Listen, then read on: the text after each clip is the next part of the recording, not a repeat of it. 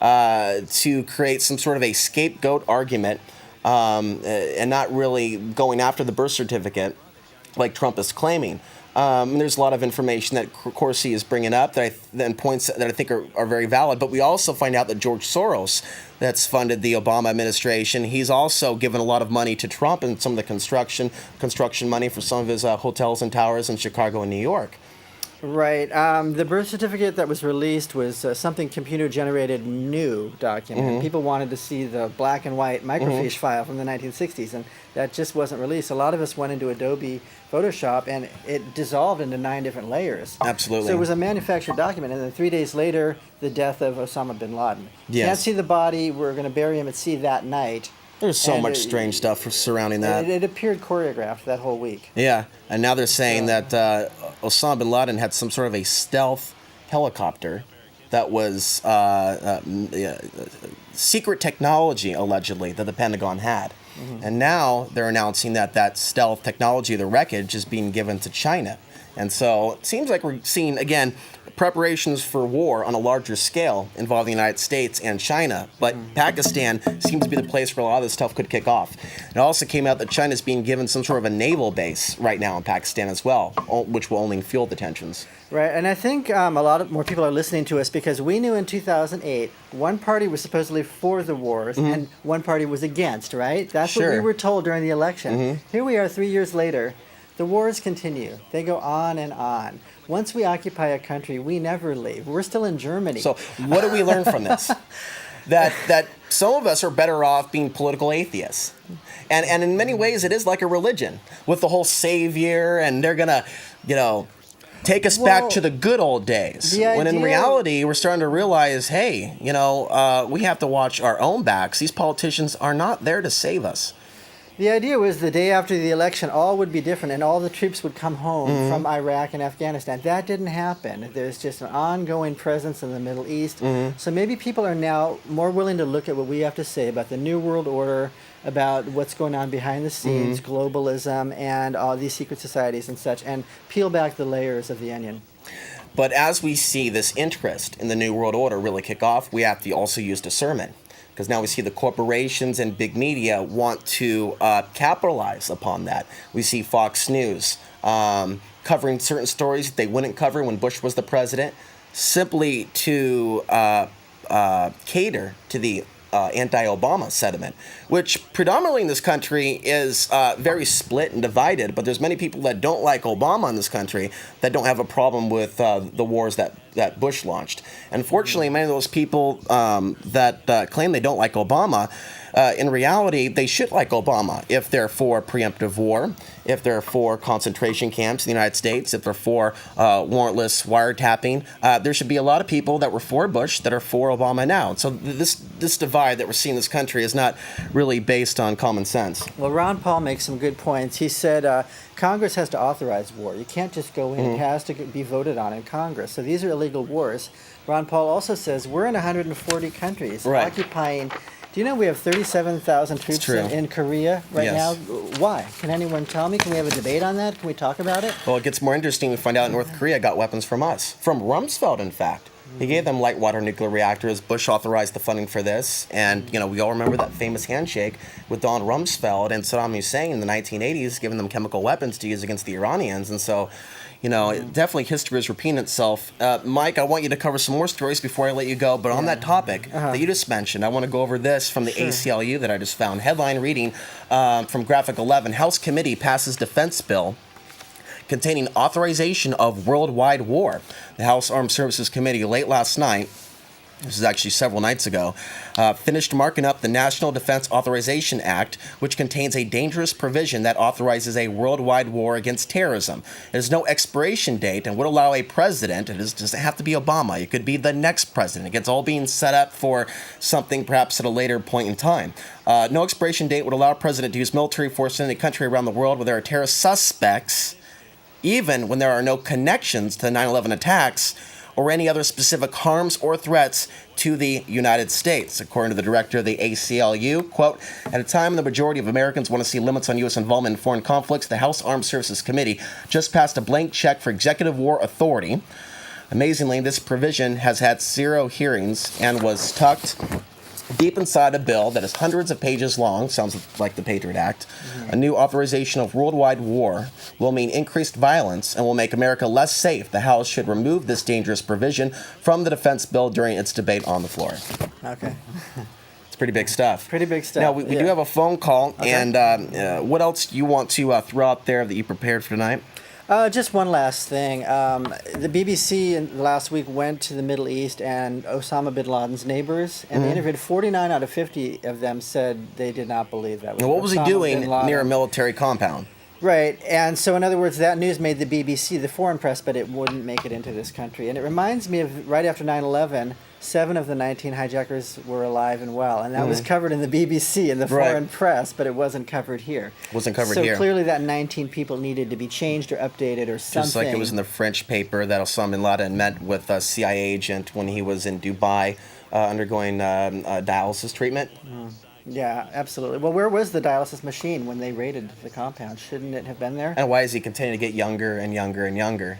Mike, I want to thank you for coming on. Thanks a lot, Alex. Tell the audience when your show was on, if it's currently airing. Odyssey is sporadic. It's late in the evening. Just check the TV guide. And Well, I've met a lot of people, Mike, that have seen your show, and definitely it's here's well to 300 received. more, Alex. Thanks a lot. Thank you. All right. Oh, that'd definitely be a blessing, a miracle.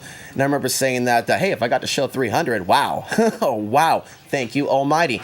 We will see if we will make it to show number 400, but thy will, not ours, be done. We'll just do the best we can from here on out and live one day at a time to the best of our ability. Now, we've got some phone calls I'm looking forward to taking tonight.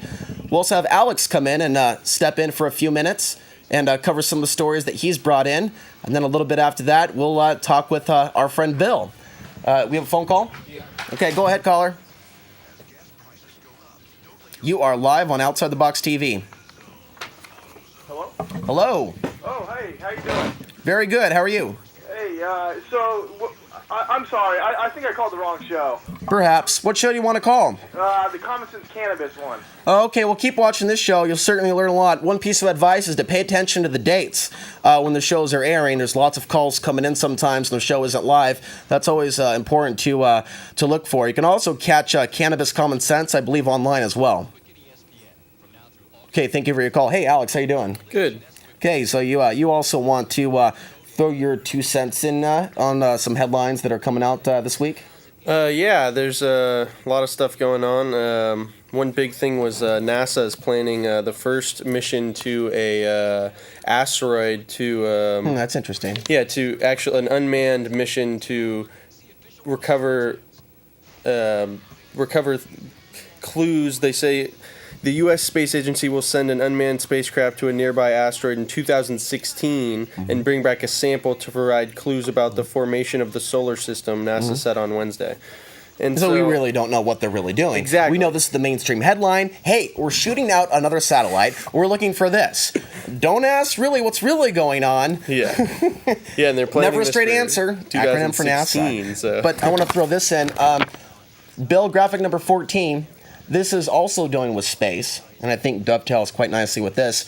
Rare, violent Saturn storm detected by NASA's Cassini Yeah. spacecraft, and also a European Southern Observatory satellite or telescope, ground-based. They're tracking the growth of a giant early spring storm in Saturn's northern hemisphere that is said to be so powerful that it stretches around the entire planet.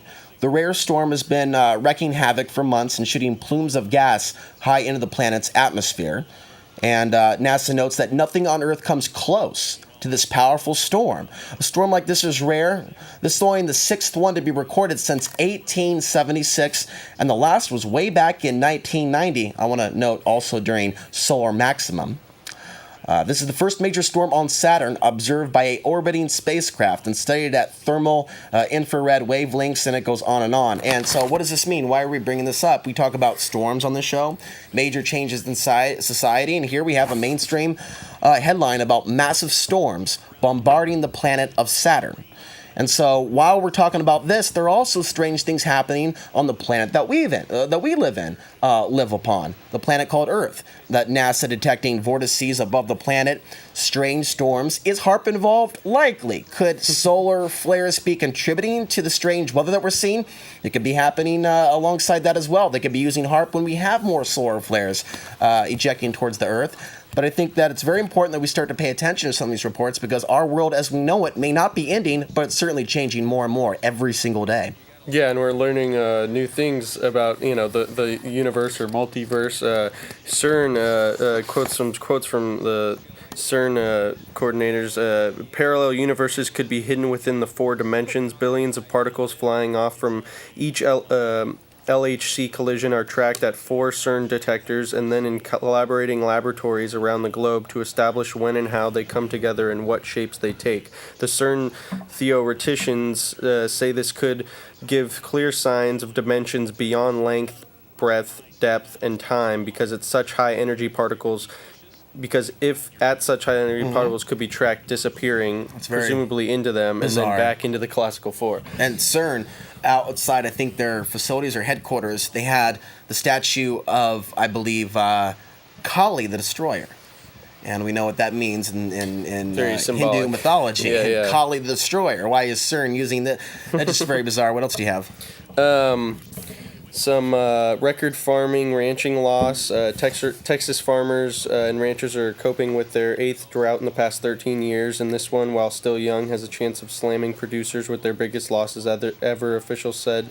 Texas AgriLife Extension Service experts have estimated that Texas ranchers lost $1.2 billion from November through May because pastures have not greened up in that time period. And there's some other things, too, that we're going to go over tonight. But all that's very, very important information. Now, we talk a lot about all these movies, predictive programming, zombie apocalypse, 2012, end of the world, alien invasion, Arab terrorists. Fill in the blank, fill in the fear, they're going to deliver it to you. Now, the CDC has come out and said that it is very important that we prepare for a zombie apocalypse. Quote, and I find this to be, that's a direct quote. We'll go ahead and bring up that graphic. And that'll be number 12. Will budget cuts leave us unprepared for a zombie apocalypse? This, my friends, from ABC News.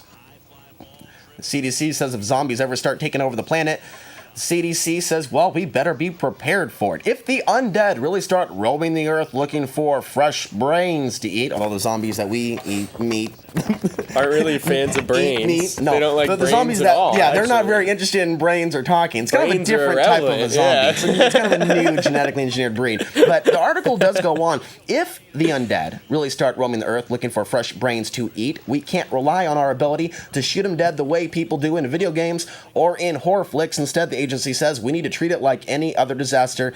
And it goes on to talk about some other things. But they do say the Assistant Surgeon General of the United States wrote in a blog on the CDC's website saying the following.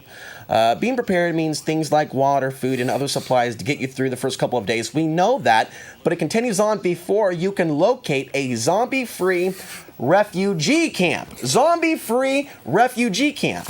Yeah, talk about interesting wording. That's Why are they trying to program people with a fearful view of the future, of zombies roaming the land looking for brains or aliens flesh? or It makes you wonder why they would want to program people to be prepared with the and the whole nail at the end of the stick for the zombie apocalypse. You go to the gun show and there's lots of books on zombie apocalypse preparedness. It's a very large part of the Portland subculture and general pop culture throughout the United States. So it's not simply a Portland thing, but Portland has its own zombie dance every Halloween. It's disturbing because being prepared, and we know this, is having some love in your heart, community, growing food, watching your sister's back, watching your brother's back. It's not picking up a stick with a nail at the end of it, preparing to beat your fellow brethren into the head because he's a zombie. I mean, what is this? This is just bizarre. Yeah, certainly. Yeah, it's a interesting world out there. Well, we haven't shown this graphic yet. Get ready for this. Yeah. Graphic number 13. This is something from the Oregon Red Cross website. Be prepared for anything. So we've got tornado over here. We've got some Tsunami. sort of a flood. We've got Fire. all these things going on. You know what? We even have holograms in the sky. Now that blue beam is in full force. Yeah. The fake alien invasion. So this is all very